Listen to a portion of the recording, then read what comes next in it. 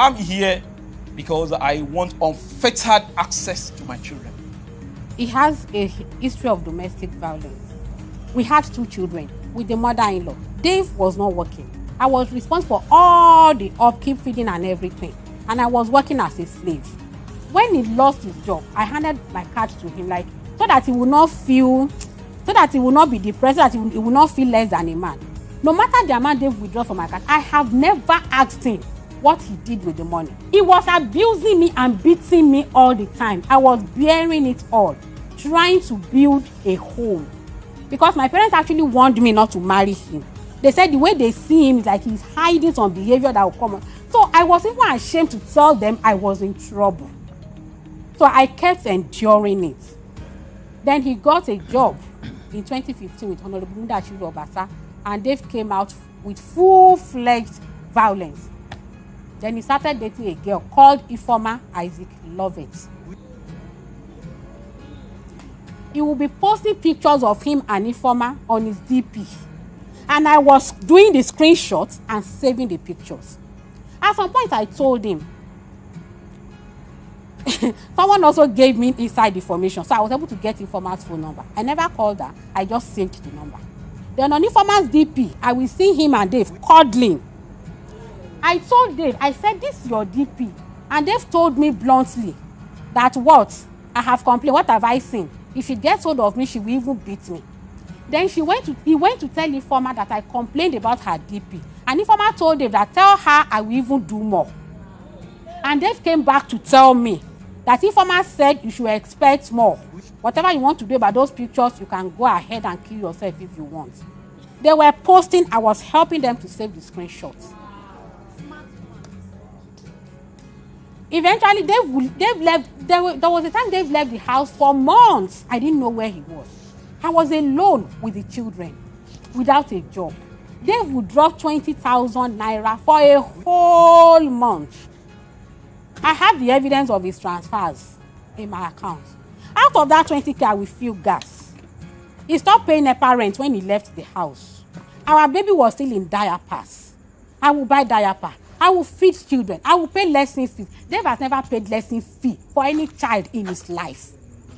I told him, I said, well, I've lost my job. Please, can you take up this lesson fee? He said, the boy should sit at home. He doesn't need lesson. What is he using lesson to do? He is here saying he pays school fees. I was the one paying the school fees. When I lost my job was when he took over. Then, when I got another job, he stopped paying again. Then at some point, I decided to stop. Then the school owner sent him a doctor's message and he was embarrassed. That was when he started paying. Even at that, he will not pay for books. We both have history of transfer. He will show his transfer of fees. I will show my own transfer of textbook and notebooks. Then, in 2018, September precisely, I was sorting the children's clothes in their room. And Dave walked and said, I got a job on the island and I'm leaving. And he left. I didn't know where the name of the organization. I didn't know where he was going to. He just left. He was living somewhere at Ikeja before. But 2018, he decided to move to the island. And he left. Then one Sunday morning, I came back from church. Found out that he had packed all his personal belongings, including my own personal belongings from the kitchen. My personal fridge. Took everything to Lekki to go and set up house with another woman. That day I picked my phone, I called his mother, called his relatives. Dave has left the house. I don't know where he is. In case of any eventuality, I just want you to know that we are no longer together. As usual, his people never sees anything wrong with whatever he does because they actually worship him, as he said. I would have left Dave barely, in fact, less than 2 years into the marriage, but for my parents' intervention. They keep telling me, they keep preaching to me, the Lord hate divorce, this, and that. At some point, I filed for divorce. I said enough was this domestic violence. I have pictures here. You can tell a female to go with me to a party. I will undress, you will see scars all over me. The same way he treats our children. He will beat those for trivial issues. That was the day he checked. I was well told. I said, you don't even look at these children's books. Look at it now. Let's, you know. He just read, your book is torn. How can your book be this? He never opened just the back cover. He beat that child to stupor that day. I said, this is not done. I said, My own father will say, it's a book that you don't read that will remain neat. I said, my books were always rough. Most of them were even backlit. He said, no, children with own books, they don't usually do it. I said, it's a lie. My books were always rough. Today I have a PhD to the glory of God. Don't say that. And when I talk to him like that, he gets angry that I dared to talk to him. I must not say anything. He will say I'm not submissive, I'm rude. That is why most of our issues are never resolved. When this happens, things we should sit down and discuss as couples and get it done. He will refuse to talk about it. You don't talk back at me. Okay, then I will keep quiet. I won't say anything again. When he leaves and he calls, I will give the phone to the children. Talk to your father. I will go into silent mode. That one will still annoy him. Instead of him to sit down and let us discuss the issue. Okay, what is the way forward? Okay, you need to stop this. I need to stop this too. He will prefer to tell people all and spread news all around about me and spoil my image, defame my character. He paints me as useless, violent to everybody. How he's got his high blood pressure, I don't know. Because I should be the one saying he gave me high blood pressure with all the beatings. I have pictures of our children here with scars on their head. Yes, when hair does not grow because their father beat them with metal rods. I have the pictures here.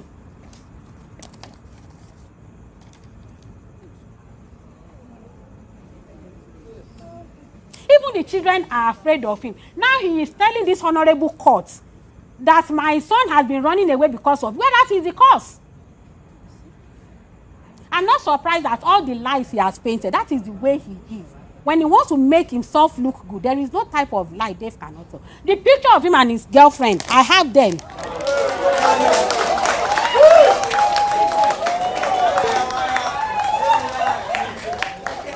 He's there too. He's there. Your Honor, the picture and his girlfriend. The picture of Dave and his girlfriend is on page 3 of this paper.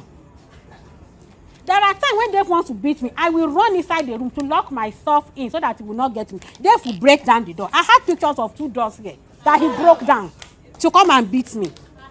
The picture of the doors are on page 3. The day Dave drove me out of the house, I had an accident. My accidented car is here. You respond to it later. Yeah. This is a window of a bedroom that I was sleeping in with my children. They've shattered the glass all over us. Yet he will say, I am the one who is violent. I am the one threatening him. That is what he will say. Let me have you respond. I'm just showing you the pictures. You respond to the court. All the ones she's referring to, I'm showing them to you. He has been abusing the children. After some time, when I finished my PhD, Dave came back home and started toasting me that because I have PhD in public health, you can easily use it to travel out of the country. And I said, no way. Go and tell the former to gather her credentials for you to travel out of the country. I told him, I said, I will not allow you to use me and dump me again.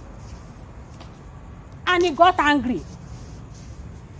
When he started his building project in Ekiti, he said I should contribute 1 million to the land. I said, no way.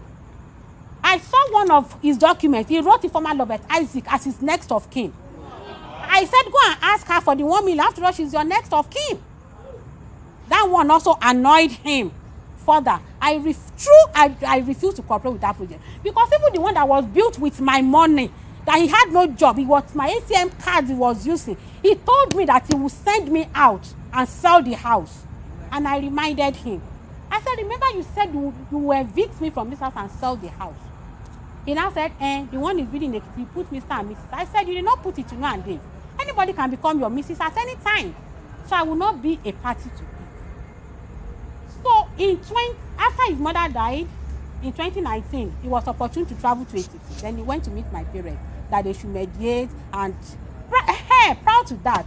We had an issue that neighbor intervened. He wanted to kill me that night. Then the neighbor called the police and they took us to Agbado police station that night. That was the night he was referring to that I locked him out of the house. Because Dave will come from Lekki, take our children there, then the children will come back, stooling and vomiting. I will get to the doctor, they will say it's food poisoning.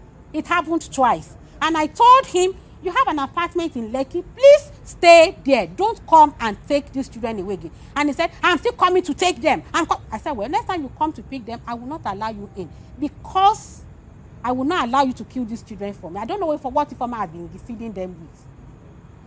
So that day when he came, I refused to open the door. He threw a temper tantrum. And neighbors had to come to my rescue. That was how we found ourselves at Agbado police station that night. And then the DPO listens to both of us. The DPO blamed, why are you maintaining a separate house? He works in Ikeja, Lagos State House of Assembly. He rented an apartment in Lekki, number 1, Mashalashi Square, Jakonde, Lagos. He rented because of Ifoma. Ifoma was working at Timekeepers International then, inside Seku Mall. So he rented it in proximity to Ifoma's place of work. So when we got to the police station that night, the DPO said he should maintain his Lekki apartment. Like they gave us a kind of temporary separation. That was how we separated after that episode. So that after that separation, then people started calling me and insulting me. So you drove him out of his house. You are not denying him access to children. What kind of man are you? It was at that point I said, this house that you are shouting that it is his house, it was not even working when this house was built.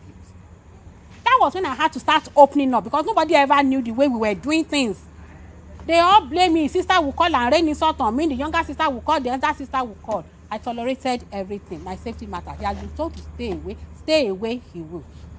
So when he lost his mother and traveled to Ekiti, he went to meet my parents. He begged them and all that. And then my parents called me. Let there be peace and that. They preached to me. He came back. Then he said he doesn't have anybody living with him in Lekki again.